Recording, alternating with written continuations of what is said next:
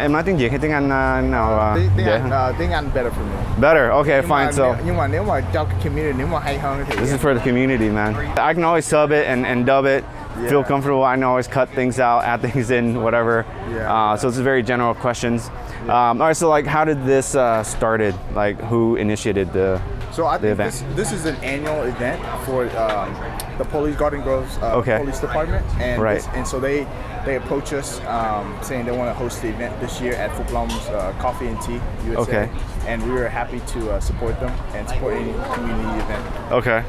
So is this the first time they've done it here, or have they done it before? This is the first time they've done it at Phuc Long, and hopefully it'll be a continual thing. Oh, okay, great. That's awesome, man. Well, thanks for hosting, man. It looks like it's really well organized. Ryan. Nice. My channel's Ryan D Boy. Oh, okay. Yeah, but like no accent marks. You know, it's YouTube. Yeah, I can't add accent marks. So Ryan D Boy, one word, no accents or anything. Okay, yeah. Can I get something to drink? Huh? Yeah. Were you able to wait for him? Did he get pulled away? No, he got pulled away. We have So 3 officers in the back. If you're okay with any other officer, or do you want specifically our sergeant? it's a great thing you guys are doing. Thank you so much. Yeah. We try to do it a couple times a year. Yeah. At least, so. Right. Thank you.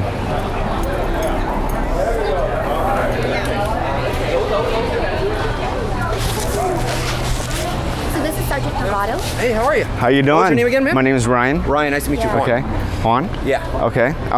So do you want to take a space in the back, or whatever you want? Okay. Up to you. Actually, you know, right here would be great. Okay. Thank you. Thank you. Hello các bạn, Ryan đi buổi ở đây. Mình đang phỏng vấn với Officer Sergeant Delgado. Bây giờ là mình sẽ hỏi cái Sergeant này vài câu hỏi để cho các bạn biết về cái việc làm của Officer. Hy vọng trong cái cuộc hỏi này là mình sẽ giải thích cho các bạn nghe nha. Thì bây giờ mình introduce Sergeant Delgado. How you doing? Hello.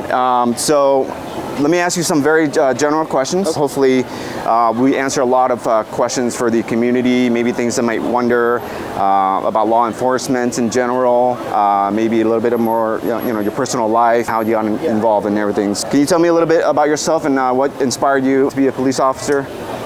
One of the things that inspired me is giving back to a community. Sometimes we grow up in certain communities and we're able to give back to those communities. So that was a huge motivation. Or you have family, friends. You got to kind of get to know a community, and you kind of want to just give back and have a positive impact, right?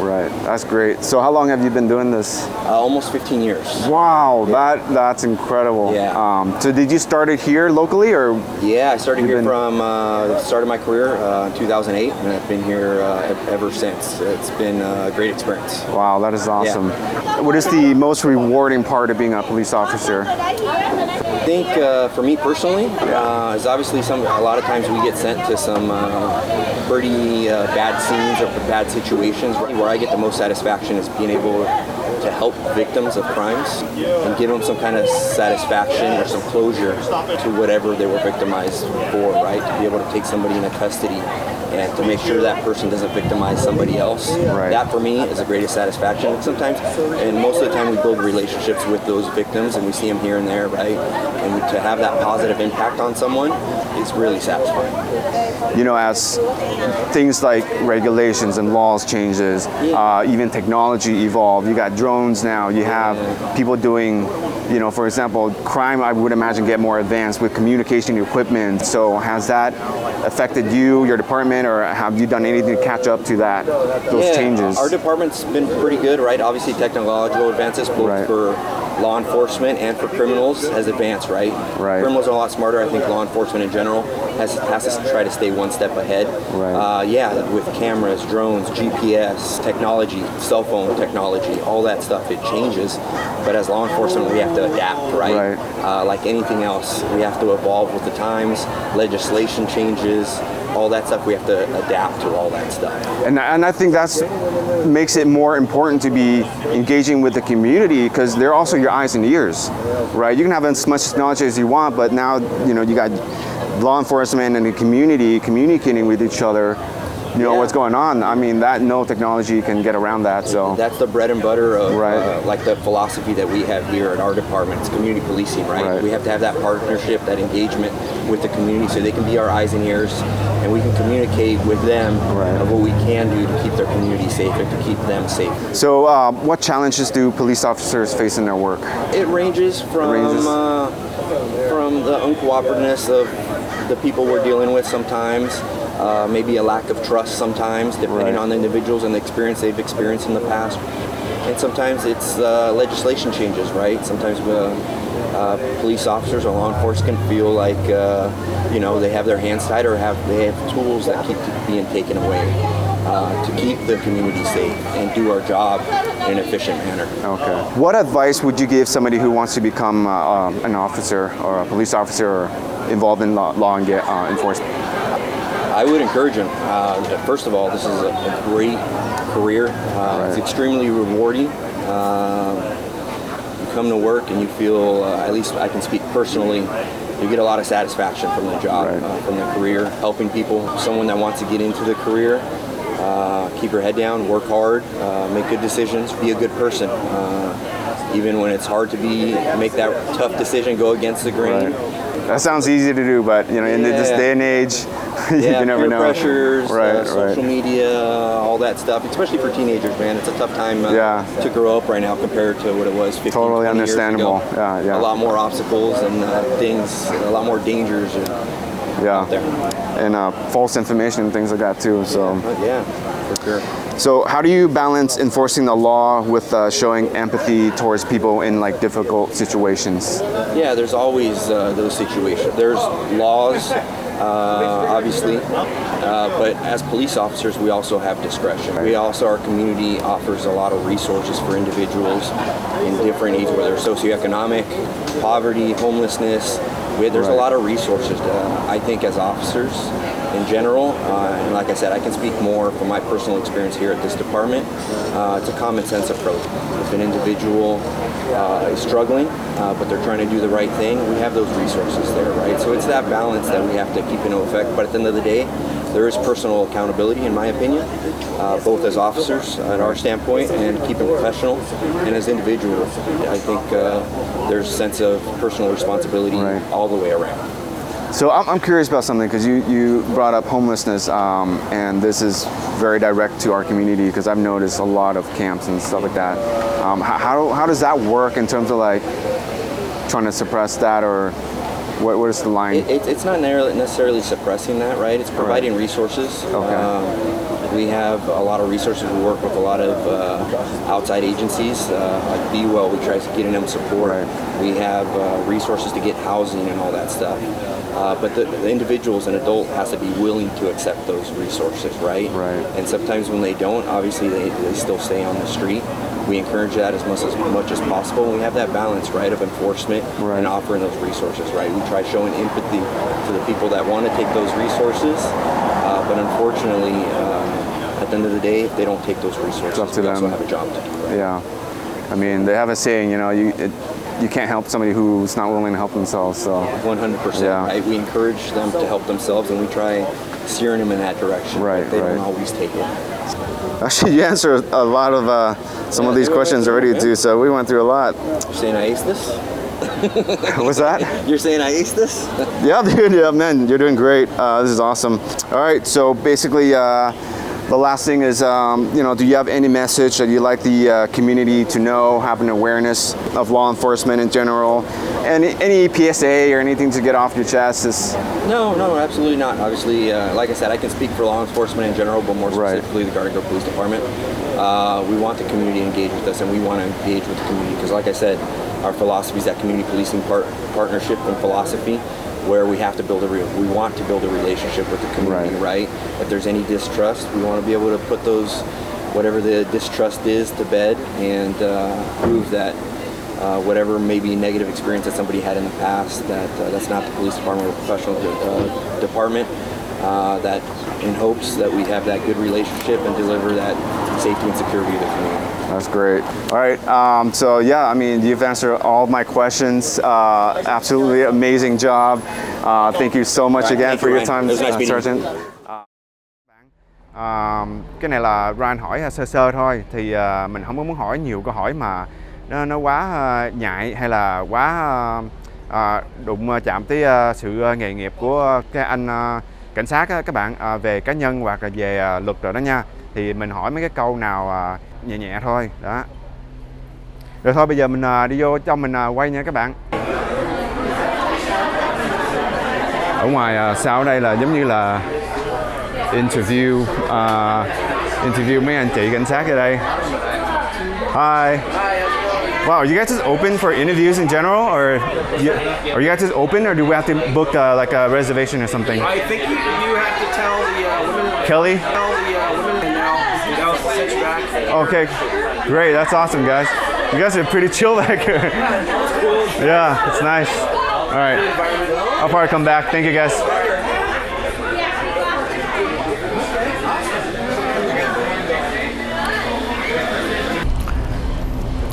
Để bây giờ mình lại xin mấy anh này ngồi lên xe mô tô cảnh sát nha các bạn.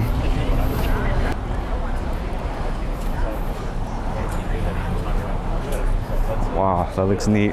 How you guys doing? Oh man, can I sit on that? Or oh, dude, that's awesome, man. Your selfie stick out. All right. Actually, let's do this. The camera too, if you want him to take a photo of you. I think is that the 360 one? It is a 360. Yeah. So. Oh, wow. Girls, come here. But it's different. It's different. Mike's going over. Thank you so much. Yeah, absolutely. Yeah. All right. Yeah, check it out. Yeah, check this out. Oh wow. Blood and they whip through. Does this get right on it? Yeah, would you see a feet? Oh, so sorry. Come here. Wow. Come here. Wow. Heavy, huh? Yeah, it's beefy. I mean, I ride too. Yeah, I can tell. But this is different. It's different. Mike's going over. Yeah. That's awesome. That is so much controls, man. Can you grab that for me, man? I want to record this. Thank you so much. Yeah, this is awesome. Yeah. All right. Yeah, check it out. Yeah, check this out. Wow. The lights? Yeah. Hit the lights? Yeah, they're on. Oh, See the front? there you go. Lights right in the front. Are they in the back too? Yeah. Lights in the back. Wow. So I would imagine the battery is bigger for this too. There's two. Yeah. There's two of them to engage all this. Battery here, and then there's an auxiliary battery back here that powers all the lights, Wow. the radio. I'll get off right now too, so let's turn it off. Wow. It's different to get back on and It's off. high too. Yeah. So is the suspension modded or anything, or is it just that's how it is? They're all actually all the suspension, you can adjust it however you want to.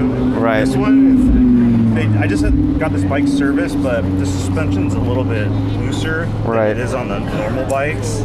And then we usually ride. There's like a different mode setting, so we usually ride in the dynamic setting, which is just a little tighter suspension for chasing people and whatnot. But I Right. personally don't like riding in that mode because when you hit a bump, it's like. Wow. How fast does it go up to? I think they're governed at like 120, 130, something like that. Right. I don't believe that. I mean, I've never gone that high. Yeah. But, Hopefully not ever. yeah. So, can you tell me a little bit more about like the training? How are moto cops different, or like what specialized training you guys have to go through? So we have a 2-week motor academy that you actually have to go to and pass. It's one of the toughest Wow. or tougher schools physically. Not so much. It's not very mental, but and they expect you once you're there to already know how to ride. Oh, so wow. There's Okay. a huge training process. The city does. We train at Angel Stadium or Boeing in Huntington Beach, and it just depends on the rider's ability. Some people can Okay. get it done in 2 weeks, the training. Some people it takes a couple months. I actually broke my leg the first time I went to school. Yeah. So Oh my gosh. I got a pretty gnarly scar, so I actually had a heal from a broken leg, and then I went back a couple months later. So Okay. yeah, it's pretty gnarly, like the training. It's not for everybody. No, I'm sure. I mean, so how do you get into being a moto cop? Is that something you wanted to do, or is that a certain department that pick people out? So there's a testing process. So and basically there's minimum qualifications. You have to be a police officer for 18 months at least. After the 18 months, you can test for it, but it's one of the most sought out positions, so it's pretty competitive. And then there's a oral test too. Oral interview with, it's usually 3 prior or current, motor sergeants, right, and then a lieutenant in there. And it's they can ask you anything about the vehicle code. This car's going too slow or too fast, what's the section for that? And then there's questions about collisions and different things in the city. So yeah, there's quite a few different sections. The vehicle code is actually bigger than the penal code. So the laws that assault a deadly weapon, those are penal codes. Right. There's more laws pertaining to vehicles on the roadway than penal code. So there's thousands and thousands. Wow. So I have a couple questions, and because I'm a rider and I'm just curious about certain things.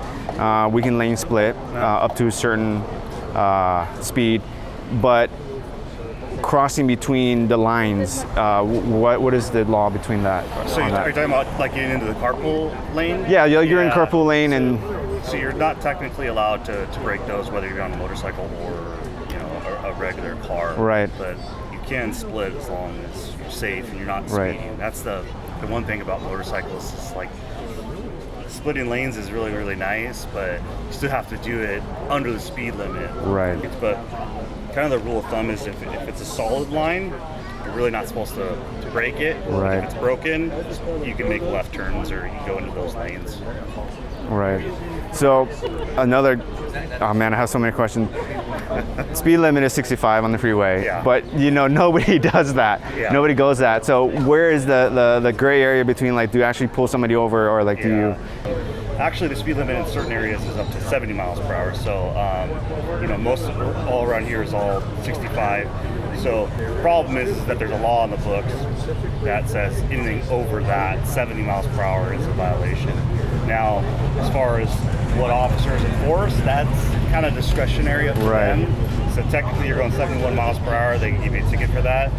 Some officers are more kind of like, hey, 80 miles per hour, 85, something like that. Right. It's more of the range and over that they enforce. So basically what I'm saying is it's discretionary. Right. Officer. Personally, I don't usually write a speeding ticket if they're less than 15 miles per hour on the speed limit. So you can do the math on that, but I tend to not give somebody a citation for that unless they're doing something egregious that maybe they were 12 miles per hour over or something like that, but they were feeding their dog, putting makeup on their cell phone. Then that might necessitate a speeding ticket, especially if little kids or something that they should be paying attention to.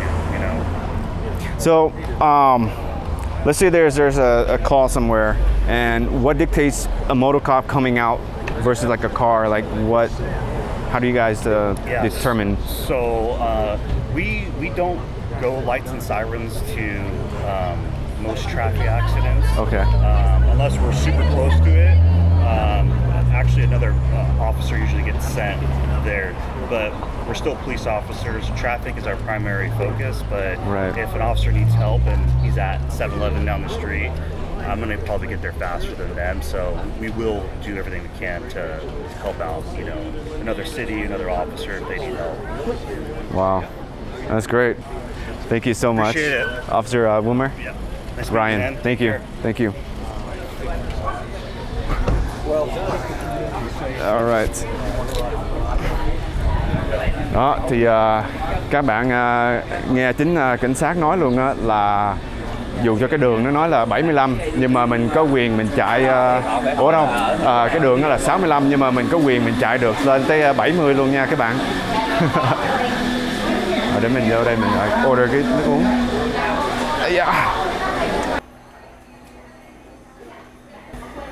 Đây nè các bạn, cái vé này là vé được free một cái ly nước nha. Cái này là muốn order gì? Order ham? Dạ đúng rồi. Ok, vậy cho anh một cái blended coffee nha. Dạ rồi, một ly blended coffee Ok, thôi đúng không? yeah. Rồi anh có lấy cái whipped cream ở trên không anh? Lấy luôn em ơi. Yeah. Rồi anh giữ lại cái receipt này để mình nhận nước nha. Ok, rồi cảm ơn em nha. Ok, alright. Mình order một cái blended coffee các bạn. A few minutes later. Alrighty, thank you man. Awesome, thank you. Wow, wow. Nhìn ngon quá các bạn. Đây nè.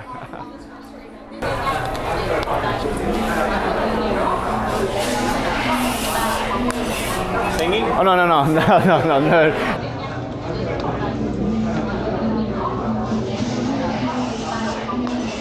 Singing? There's no singing today, man. Alright các bạn, mình có được ly nước của mình rồi nha. Cái chỗ này là mình không có cần quảng cáo. Ai trong cộng đồng mình ở quận Cam này cũng biết Phúc Long bán đồ ngon nha các bạn. Randy ở đây là giống như là mỗi tuần luôn á, mình hay order cái blended coffee này nè. Nhưng mà bữa nay nó rất là ngon nha các bạn, là đặc biệt hơn nữa là tại vì nó free. Thì ở trong đây hơi ồn, thì để mình ra ngoài mình nói chuyện thêm tí xíu.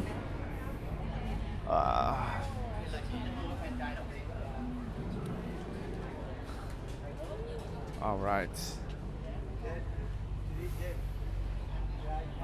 Thì cái mục đích của cái chỗ này bữa nay các bạn là cảnh sát nó muốn ra để nó liên lạc, nó nói chuyện với cộng đồng, không phải hẳn là cộng đồng Việt Nam nhưng mà nó nói chung là chung cộng đồng vậy đó. Cái việc nó gọi là cái sự kiện nó gọi là Coffee with the Cop, là cà phê với cảnh sát. Thì mục đích đó là mình bất cứ cộng đồng á, mình muốn hỏi cái gì và mình muốn nói chuyện về bất cứ cái gì về cộng đồng, hoặc là về luật, hoặc là về cảnh sát, hay là muốn làm vô ngành cảnh sát, nói chung là bất cứ mình hỏi gì đó thì người ta sẽ mở lòng, người ta nói chuyện với mình các bạn.